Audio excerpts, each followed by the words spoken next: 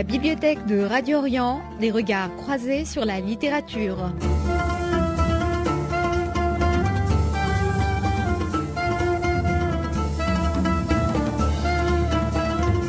La bibliothèque de Radio Orient avec Loïc Barrière. Bonjour à tous, heureux de vous retrouver pour cette nouvelle saison de la bibliothèque de Radio Orient. Je vous rappelle que les émissions précédentes sont toutes accessibles sur le site internet de Radio Orient. Dans la deuxième partie de cette émission, je recevrai tout à l'heure Saad Bouri, le fondateur des éditions du Jasmin. Mais tout de suite, j'ai le plaisir d'accueillir l'écrivain Fawaz Hussein qui vient nous parler de son dernier ouvrage, La prophétie d'Abouna aux éditions Ginko.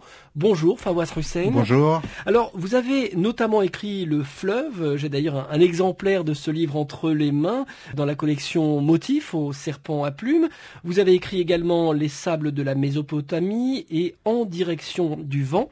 Avec La prophétie d'Abouna, ce sont vos jeunes années à Paris que vous nous racontez, puisqu'il s'agit d'un roman inspiré de votre propre jeunesse estudiantine. Comme vous, le héros est kurde, né en Syrie. On le voit évoluer dans cette France de la fin des années 70, années 80. Il apprend à connaître ce pays qui était mythique pour lui puisqu'il rêvait de la France depuis le Kurdistan syrien. Il connaît la galère des émigrés qui font la queue devant les préfectures. Et il devient français et voyage hors de l'Hexagone en Scandinavie. Est-ce que vous pouvez d'abord nous présenter le personnage principal de ce roman ? Alors, d'abord, je vous remercie infiniment pour cette invitation. Radio Orient, c'est vrai, je connais ça depuis ses débuts. Et voilà, en 2015, je suis invité par vous, Loïc Barrière. Le personnage, je peux dire que c'est moi, mais c'est pas tout à fait moi. Sinon, vous ne l'auriez pas appelé roman. Voilà. En plus, c'est pas tout à fait un roman autobiographique parce que moi, je m'appelle Fawaz Hussein, mon personnage s'appelle Mohamed, qui devient Momo, et après, il va devenir Eugène de Rastignac. On va lui refuser il va s'appeler Eugène Rastignac parce que tout simplement, mon personnage, quand il arrive à Paris le 28/8/78, il lance un défi exactement comme Eugène de Rastignac à la fin du Père Goriot, quand il est au cimetière le Père Lachaise, après l'enterrement du Père Goriot. Il regarde Paris, il dit à nous deux maintenant. Et moi aussi, c'est vrai, quand je suis arrivé à Paris, j'avais envie de lancer ce défi et je voulais avoir ma part aussi du gâteau, de la vie, de tout. Et voilà, c'est pour ça que je dis que le 28/8/78, pour moi, c'est une seconde naissance. Fawaz Hussein, vous avez dit à 2 reprises la date de l'arrivée en France de votre personnage. Cette émission a été enregistrée un 27 août, même si elle est diffusée après. Fawaz Hussein, c'est finalement quelque chose de très commun aux Français qui viennent d'ailleurs, c'est qu'ils se souviennent tous précisément de la date de leur arrivée en France. Oui, je pense qu'il y a des dates qui marquent la vie de quelqu'un. Je pense que, par exemple, le décès d'un père, ça, je pense qu'on ne peut jamais l'oublier. La naissance d'un enfant, du premier, du deuxième ou du troisième, je pense qu'on ne l'oublie jamais. Mon arrivée à Paris était capitale, était fondamentale. Pour moi, c'était toute une vie. Alors, je ne peux pas oublier la date de cette nouvelle naissance parce que quand je suis né en Syrie, j'ai souvent demandé à ma mère, j'ai dit, maman, quand est-ce que je suis né ? Quelle année? De l'année, on n'est pas tout à fait sûr, le mois. Elle me disait, mon fils, je sais qu'on dormait à l'intérieur des maisons. Ça veut dire, ce n'était pas vraiment l'été, on ne pouvait pas dormir à l'extérieur. Alors, je n'ai jamais vraiment su la date exacte de ma naissance. Par contre, la seconde naissance, si vous voulez, la renaissance pour moi, c'est cette date où je suis arrivé à Paris parce que toute une vie a commencé pour moi. C'est pour ça que c'est vrai, cette date, je ne pourrai jamais l'oublier. Alors, j'aimerais que l'on parle finalement de tout ce qui précède le livre qui est implicite, voire non dit. Ce sont les années en Syrie. Elles sont racontées brièvement, mais le livre raconte surtout, je dirais, la vie de jeune adulte de Mohamed à Paris. Alors, on va d'abord expliquer ce qu'est cette prophétie d'Abouna, puisque vous le racontez dès le début du livre. Avant de quitter son pays, le jeune kurde syrien étudie dans une école catholique où un prêtre, lui, prédit qu'il sera quelqu'un à Paris. Exactement, je suis très très content pour cette question parce que en réalité, la prophétie d'Abouna, c'est le deuxième volet d'un triptyque. Dans ma tête, il y a 3 volumes. Il y a les sables de Mésopotamie, ce sont les 25 premières années de ma vie. Je parle de mon enfance, comment nous avons quitté le village pour nous installer à Hamouda, comment j'ai fait des études, le bac à Hamouda, des études de lettres à Alep, et comment j'ai pu quitter la Syrie pour arriver ici. Ça, c'est le premier volet. Et le deuxième volet, c'est le volet qui est devant vous. Donc, les sables de la Mésopotamie. Donc, c'est un livre que je n'ai pas encore lu, mais que je lirai avec grand plaisir. C'est le premier volet, je vais vous l'envoyer. En réalité, c'est un livre épuisé parce qu'il est sorti en 2007 aux éditions du Rocher. Exactement, c'est ça. Je suis arrivé avec ma mère, chez ma grand-mère maternelle, à Hamouda. Nous venons juste de quitter le village parce que ma mère, elle ne voulait pas rester comme une paysanne, vivre au village. Alors, quand je suis arrivé à Hamouda, un jour, mon père m'a demandé à moi et à 2 de mes frères, demi-frères, voilà, de le suivre. Nous sommes allés à cette école, et je savais pas ce que c'était l'école. Il y avait un monsieur tout en noir, il avait des cheveux noirs, des vêtements noirs, chaussures noires, Seulement, il avait quelque chose sur la poitrine qui brillait, et après j'ai compris que c'était une croix et que l'école était une école catholique, c'était une école privée dans cette petite ville. Vous êtes musulman. Voilà, je suis musulman, mais c'était une tradition pour toutes les grandes familles et même les petites familles. Enfin, tout le monde a envoyé les enfants dans ces écoles chrétiennes qui avaient une très très bonne réputation, parce que les chrétiens dans ma ville à Hamouda avaient une excellente relation sur le plan commercial, sur le plan social. Par exemple, moi, quand j'ai été circoncis, on choisit toujours soit un Arménien, soit un Yézidi. Et voilà, ça veut dire dans ma famille, dans notre entourage, il y a eu toujours les Yézidis, cette communauté kurde, et il y a toujours les Arméniens. Et pour moi, un Arménien, il est plus kurde qu'un Kurde, mais c'est un Kurde qui est chrétien, et c'est un Kurde qui parle une autre langue, et certainement, il a beaucoup plus de malheur que nous, les Kurdes. Alors, parlons d'Abouna, ce prêtre en arabe, ça veut dire notre père, hein, voilà, c'est bien exactement, ça parce que, voilà, quand je suis arrivé à l'école, mon père m'a dit en kurde, il a dit, voilà, le monsieur qui est devant toi, tu vas l'appeler Abouna. Ça, c'est une tradition. On ne dit pas mon père ou mon frère ou ma sœur ou ma mère. Nous, en Syrie, le prêtre, on l'appelle notre père, Abouna. Ab en hébreu, en arabe, comme vous le savez, ça veut dire le père. Alors ce monsieur et mon père, ils ont parlé une autre langue. Je savais pas ce que c'était cette langue. Après, j'ai compris que c'était l'arabe. Et c'est grâce à Abouna, j'ai appris quelques bribes du français. Et c'est Abouna, quand j'ai réussi à compter jusqu'à 10 en français, il m'a dit, Fawaz, mon petit Kurde, un jour tu quitteras cette ville, petite ville d'Hamouda, et tu vas aller à Paris et tu vas tenter ta chance. Et il faut absolument que tu quittes la Syrie et que tu ailles en France, la Sorbonne, elle t'attend. Et c'est pour ça mon personnage au début de ce roman, voilà, la prophétie d'Abouna, sa prophétie se réalise, ça veut dire j'arrive à débarquer à Paris, mais est-ce que je vais devenir un grand écrivain comme il le voulait, ça c'est une autre histoire. C'est une prophétie, une prédiction qui vous est réellement arrivée, ça ce n'est pas une invention de non, je répète ça partout. Ce monsieur était l'incarnation de l'intelligence, de la bonté, de l'amour. Il m'a dit, mon petit, je ne suis resté que 4 ans dans cette école primaire, et après on était obligé d'aller à l'école laïque. J'ai eu un bac scientifique, j'aurais dû devenir médecin ou ingénieur en Syrie, mais c'était une sorte d'engagement de ma part, un engagement antérieur. Je voulais absolument écouter ce prêtre catholique, Abouna, et c'est pour ça que je suis arrivé à Paris. Donc le jeune Kurde syrien qui était prédestiné à faire des études scientifiques en arabe en Syrie, finalement devient étudiant en lettres modernes à la Sorbonne à Paris. Effectivement, c'est le destin qui bifurque. Oui, c'est exactement ça. Et pourtant, ma mère a insisté, tout le monde a insisté pour que je fasse des études scientifiques, que je m'inscrive à la faculté de médecine ou devenir au moins un ingénieur ou choisir le génie civil, etc. Mais moi, j'avais la possibilité de dire oui ou non. Et mon destin, je l'avais en moi. Et ma décision, elle était prise. Je voulais avoir ma licence en Syrie à Alep. Je l'ai eu au bout de 4 ans. Et puisque j'avais de bonnes notes en Syrie, à l'époque, tous ceux qui avaient de bonnes notes à la faculté, les 5 premiers, on les sélectionnait. Alors, on leur donnait la possibilité d'aller poursuivre leurs études à l'étranger. Et moi, j'ai eu cette opportunité. J'avais pas de bourse quand je suis arrivé ici à Paris, mais j'avais de bonnes notes. Mais par contre, quand je suis arrivé ici, mon niveau était vraiment très très bas. Ça veut dire On ne peut pas comparer le niveau d'un étudiant à la Sorbonne à quelqu'un qui fait des études à Alep ou ailleurs. Alors on ne peut pas raconter l'intégralité de ce roman en quelques minutes sur Radio Orient. Il y a tout de même des anecdotes que j'aimerais qu'on développe à ce micro. Vous allez voir à Paris quelqu'un que vous avez rencontré en Syrie. Ça, on pourrait dire aussi que c'est le coup du destin. Exactement, ça je l'ai pas inventé. J'étais en 2e année, il y a eu un professeur de la Sorbonne, et je peux citer ce nom parce que c'est mon professeur et c'est mon ami, c'est Pierre Brunel. Il était là pour nous parler des archétypes, des mythes. J'avais pas compris grand-chose à sa conférence quand il était à Alep. Et nous tous, on se disait, mais qu'est-ce qu'il fait ce professeur, ce Sorbonnard, qu'est-ce qu'il fait ici? Il faut mieux qu'il aille plutôt se promener dans la vieille ville, parce que nous, on comprend pas grand-chose. Et quand je suis arrivé ici, la Sorbonne refusait de m'inscrire à Paris 4, parce que j'avais une préinscription à Bordeaux. J'ai pris une brochure.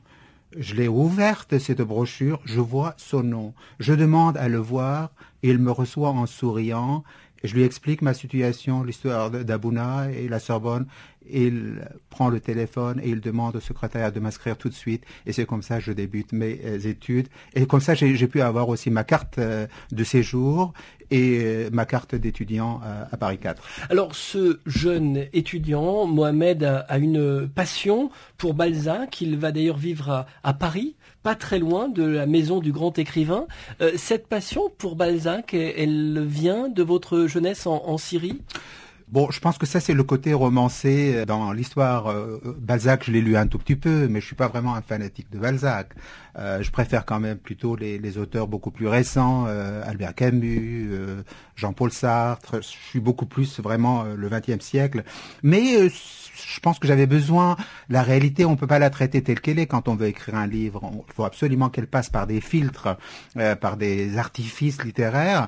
Et alors voilà, mon personnage devient un obsédé de la comédie humaine, et il a lu toute la comédie humaine. En réalité, c'est pas mon cas.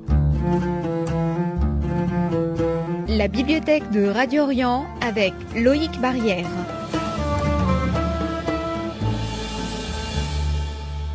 Retour sur le plateau de la bibliothèque de Radio Orient. Nous sommes toujours en compagnie de l'écrivain Fawaz Hussein. Je rappelle le titre de votre dernier roman, La prophétie d'Abouna, aux éditions Ginko. Un roman où vous racontez votre parcours de manière romancée. On a bien compris que vous aimiez Balzac, mais que ça n'était pas votre écrivain préféré. C'est l'écrivain préféré de Mohamed, le héros de votre livre. Vous avez donc tout de même beaucoup de points communs avec Mohamed, le jeune kurde syrien qui étudie à Paris. Le kurde a été votre langue maternelle, l'arabe votre langue de travail, puis peut-être une deuxième langue maternelle. Le français, maintenant, on peut dire aussi que c'est votre troisième langue maternelle. Est-ce qu'on peut avoir plusieurs langues maternelles ? Le français aujourd'hui, c'est pareil que le kurde pour vous ? Oui, je pense qu'on peut avoir plusieurs langues maternelles, comme vous dites. Moi, quand je suis né, je savais pas que je parlais le kurde. Mes parents sont kurdes, ils ne parlaient que le kurde. Ma mère, elle n'a jamais appris l'arabe, et pourtant maintenant, elle a 80 ans en Syrie, elle vit en Syrie, elle ne parle toujours pas l'arabe. Mon père, c'était différent, parce que les hommes sortent, ils ont des rapports avec la société, ils voyagent, ils sont obligés d'apprendre l'arabe. Et quand je suis arrivé à l'école, je me suis rendu compte que je devais apprendre 2 langues. Je devais apprendre l'arabe, qui était la langue de la nation, la langue de la réussite. Et après, on me disait tout le temps que le kurde était la langue des minables, des pauvres, des pouilleux. Cette langue ne sert à rien, c'est un dialecte, on ne sait pas d'où il vient. Il faut mieux vraiment miser sur l'arabe. Et bien sûr, le français aussi, parce que le français, c'est quand même la langue de... Il y a des gens qui préféraient l'anglais aussi, parce que à partir de la première année de la classe de 6e, il fallait choisir une langue. Les gens choisissaient l'anglais, mais moi, j'ai choisi tout de suite le français, grâce toujours à Abouna. Oui, j'ai jamais senti que j'avais besoin d'une identité facile. L'homme ne peut pas avoir une identité facile. Voilà, comme vous avez dit, en plus vous avez oublié le suédois parce que je suis allé vivre 8 ans en Suède. Effectivement, vous avez vécu 8 ans en Suède. Je tiens énormément à ce pays. D'accord, j'ai connu peut-être une histoire un peu difficile, mais je tiens énormément à la Suède qui a ouvert toutes les portes devant moi et devant la communauté kurde. Les Suédois sont les premiers à aider les Kurdes à avoir accès à leur langue, à leur culture, à leurs journaux, à leurs revues. C'est pour ça que je suis très reconnaissant à la Suède. Souvent, on me dit, Fawaz Hussein, Alors, est-ce que vous êtes français, ou vous êtes syrien, ou vous êtes kurde? Je dis franchement, je ne sais pas, je suis à 100% français, je suis à 100% syrien, je suis à 100% kurde. En réalité, je n'ai pas envie de m'enfermer dans une identité facile. Et je pense que tout le problème que nous connaissons au Proche-Orient vient de ça. Au lieu de miser sur une identité plurielle, on se renferme dans une identité facile, dans une identité dangereuse, et les conflits viennent souvent de ça. Alors c'est peut-être l'occasion avec vous de parler de la langue kurde, car on connaît des Kurdes les drames politiques qu'ils vivent depuis des dizaines d'années, puisque vous évoquez d'ailleurs dans ce roman très brièvement les attaques chimiques qui ont eu lieu contre les Kurdes en Irak. Vous l'avez raconté, je crois, dans Le Fleuve, publié chez Motif, Le Serpent à Plumes. Donc on connaît surtout finalement les drames politiques que vivent les Kurdes. Vous êtes un écrivain de langue française, mais vous maîtrisez parfaitement le kurde. Qu'est-ce que vous pouvez nous dire aujourd'hui sur la littérature kurde que l'on ne connaît pas vraiment en France? Ce qui est étonnant, je vais vous choquer, le kurde, je l'ai appris en France et je l'ai appris à Stockholm. Ça veut dire j'ai perfectionné, enfin plus ou moins, j'ai maîtrisé le kurde en m'éloignant de 5 ou 6 000 kilomètres de ma ville pour mieux apprendre ma langue. Parce que ma langue kurde est une langue interdite, était davantage en Syrie. Alors je me souviens la première fois quand j'ai vu un livre en kurde, j'avais 12 ou 13 ans et on avait tellement peur parce que bien sûr un livre kurde c'était très très interdit si vous voulez. Alors je n'ai jamais traîné des livres kurdes dans mon cartable. Les livres que j'ai traînés, c'était des livres en arabe. Et après, quand j'ai écrit en français, il y a beaucoup de gens qui croient que c'est une réaction négative contre l'arabe. Non, je tiens absolument à dire que j'adore la langue arabe, j'adore mon passé, l'école coranique que j'ai fréquentée pendant des années. Vous traduisez d'ailleurs des textes de la langue arabe vers le français. Oui, c'est la première fois. D'habitude, je traduis du français vers le kurde. J'ai traduit le Petit Prince d'Antoine de Saint-Exupéry. La première fois, c'était en 95 à Stockholm. Et la deuxième fois, c'était il y a 5 ans, oui, c'était à Istanbul. Ce livre a eu énormément de succès chez les Kurdes. Il a été à sa 3e ou 4e édition. J'ai traduit aussi L'étranger de Camus et je suis très très fier de ces petites traductions que j'ai faites parce que c'est tout simplement pour montrer que je tiens à ma langue maternelle. Mais c'est vrai, je suis beaucoup plus à l'aise quand j'écris en français qu'en kurde. En arabe, j'ai jamais vraiment écrit en arabe. Et récemment, j'ai eu l'occasion, je suis tombé un peu par hasard sur un auteur d'Alep qui est très très connu, que j'avais connu quand j'étais étudiant à Alep. Il s'appelle Niruz Malek. Et je suis tombé sur ces textes et j'ai été emballé par ces textes. Je les ai traduits en un mois et le texte a tout de suite été choisi par Le Serpent à Plumes et le livre va sortir le 20 octobre cette année, 2015. Et alors le texte en même temps, puisque j'ai vraiment voulu aider cet auteur syrien, alépin, kurde et issu de la communauté yazidi. Et le texte aussi va sortir dans une version suédoise chez un très très bon éditeur à Stockholm. Mes deux langues fondamentales sont le français d'abord et le kurde après. L'arabe, vraiment, ça, c'est la troisième langue, si vous voulez. Et le kurde aujourd'hui s'écrit en Europe plus que dans les régions kurdes? Quand on parle du kurde, il faut parler de deux grands dialectes. Le dialecte du Nord qu'on écrit avec l'alphabet latin, c'est le kurde qui est parlé, qui est écrit en Turquie, en Syrie. Par contre, pour les Kurdes d'Irak et les Kurdes d'Iran, eux, ils utilisent l'alphabet arabe. Le kurde est une langue très proche du persan, qui n'a rien à voir avec le turc, qui n'a rien à voir avec l'arabe. Mais bien sûr, l'arabe a envahi, à l'époque, au 7e siècle, c'était comme l'anglais de nos jours, c'était comme le latin au Moyen-Âge. L'arabe a influencé toutes les langues de la région. Bien sûr, il y a des mots arabes. Voilà, dans toutes les langues, l'influence d'arabe est très très importante. Fawaz Hussein, puisque nous parlons des Kurdes, des drames qu'ils ont vécu dans leur pays d'origine, les Kurdes qui sont un peuple sans pays, j'ai envie de lire un extrait de votre livre, un très beau livre, La prophétie d'Abouna, aux éditions Ginko. En raison de notre éducation orientale et des régimes totalitaires qui sévissaient dans le monde arabo-musulman, nous aspirions avant tout à enterrer le plus rapidement possible un passé pétri de frustration. Les tragédie qui secouait le corps du Kurdistan nous unissait comme du mortier à Paris, mais nous avions avant tout l'envie de tourner la page de ce Proche-Orient et de goûter au miel de la liberté. C'est à la fois très beau ce que vous dites et en même temps on sent quand même une forme d'amertume, c'est-à-dire que à un moment donné, puisqu'on ne peut pas vivre heureux dans son pays, on préfère tirer un trait et puis je dirais se battre pour soi et non plus se battre pour une cause. Exactement, c'est une tragédie qui dure depuis des siècles. C'est vrai, les Kurdes ont dit, il n'y a jamais eu de statistiques, mais on parle de 40 millions de Kurdes dans le monde. C'est dans un moment de colère peut-être que je dis ça, et c'est vrai, les relations, les rapports ne sont pas faciles. Ce qu'on voit maintenant en Syrie, ce qu'on voit, je sais que vous tenez beaucoup à la ville de Palmyre, vous tenez beaucoup à la ville de Damas, Alep. Quand on voit ce qui se passe dans cette région du monde et comment les populations sont déplacées, bien sûr, c'est très très pénible pour moi. Et je n'arrive pas à voir. Il y a des gens qui peuvent être sûrs. Moi, le problème, c'est que je suis sûr de rien du tout. Voilà. Alors, je connais des moments de bonheur, je connais des moments de doute, je connais des moments d'exaltation, mais c'est plutôt, je vis beaucoup plus dans le doute que dans l'exaltation. Alors, pour ne pas tromper nos lecteurs, il faut tout de même qu'ils sachent que dans la prophétie d'Abouna, il y a aussi beaucoup d'humour.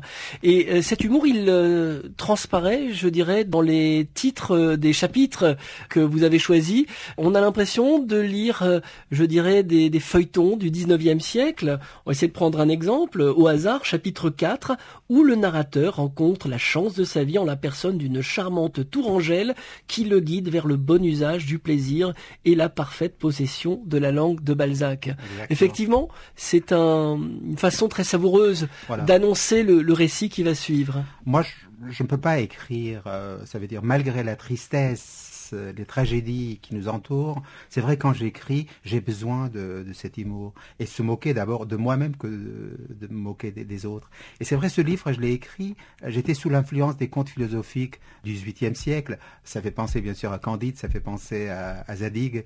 Voltaire, c'est mon écrivain préféré. Je dis la langue de Zadig, je dis pas la langue de Molière. Voilà. C'est vrai, vous avez tout à fait raison. Moi, je trouve que c'est important qu'il y ait un peu de tout dans un livre. Je ne l'ai pas fait exprès. C'était pas pour réussir un plat. C'est comme ça. Dans tous mes livres, il y a ce mélange de tragédie et d'humour. Fawaz Hussein, dans la prophétie d'Abouna, il y a 3 parties. La partie centrale, la deuxième partie, c'est le séjour du narrateur en Scandinavie. On a compris que vous aviez vécu 8 années en Scandinavie, en Suède précisément. Qu'est-ce que ça représentait pour vous, ce moment de votre vie ? J'ai étonné tout le monde parce que quand on me demandait d'où je venais, je disais je viens de Syrie. On disait c'est l'un des pays où il fait le plus chaud. Et j'arrivais dans le pays où il faisait le plus froid. Et je venais de quitter la France. C'était pour eux, pour les gens, Paris, c'était la ville où on vivait. Alors on ne comprenait pas pourquoi j'étais là. Mais bon, bien sûr, j'étais là pour des raisons sentimentales. Je ne regrette absolument rien. Voilà, j'étais marié avec une Suédoise. J'ai une fille qui a maintenant 22 ans, qui fait des études à l'université de Stockholm. Je ne regrette absolument rien. La vie, elle est faite de rencontres, de hasard. Nous, on s'est rencontrés, je sais pas comment, vous voyez, et voilà, maintenant je suis en face de vous à Radio Orient. Voilà, je pense qu'il faut continuer. Moi, je prends toujours cette image, l'homme, il est en train de pédaler sur une bicyclette. S'il s'arrête de pédaler, il va tomber. Alors, il faut qu'il continue à pédaler. Dernière question, qu'est-ce qui vous anime en tant qu'écrivain ? Qu'est-ce qui fait que vous avez envie de vous mettre devant un ordinateur ou bien de prendre un stylo et de noircir des feuilles ? Ah ouais, ça, je pense que c'est une question qu'on pose à tous les écrivains. Pour moi, vraiment, si on me dit, écoutez, on va vous donner 50 millions d'euros, un château, mais les livres, c'est fini, on n'en parle plus, est-ce que vous acceptez ? Je vais dire non. Je préfère vivre dans mon appartement, mon HLM de la région parisienne, mener la petite vie que j'ai. Voilà, je suis content de ce que je fais, et écrire, pour moi, c'est fondamental. Ça me permet de vivre, ça me permet de respirer. J'ai pas envie de tomber dans les clichés, mais c'est vrai, pour moi, c'est vraiment un besoin vital. Écrire, ça m'aide à communiquer avec les autres, et si je n'avais pas écrit, je ne serais pas là maintenant à m'adresser aux auditeurs de Radio Orient à ceux qui aiment la littérature, qu'elle soit la littérature française ou la littérature arabe. Et les livres permettent aussi de faire vivre des personnages qui seraient peut-être oubliés si on ne les avait pas racontés dans la prophétie d'Abouna, par exemple. Exactement. Abouna, c'est quelqu'un qui a vraiment vécu, mais par exemple Don Quichotte, peut-être qu'il n'a jamais vécu, mais tout le monde adore Don Quichotte. Qui n'aime pas Don Quichotte? Meursault, le personnage de l'étranger d'Albert Camus, tout le monde s'attache à cet homme un peu perdu, l'homme qui est étranger à lui-même, etc. Je pense que les personnages fictifs, quelquefois, nous marquent plus que les personnages que nous rencontrons dans la vie quotidienne. Merci Favoise Hussein d'avoir accepté notre invitation. Je rappelle que vous êtes l'auteur de ce très beau roman, La prophétie d'Abouna aux éditions Ginko, roman que je recommande bien sûr à tous nos auditeurs. On se retrouve dans quelques instants avec Saad Bouri, directeur des éditions du Jasmin. Merci. La bibliothèque de Radio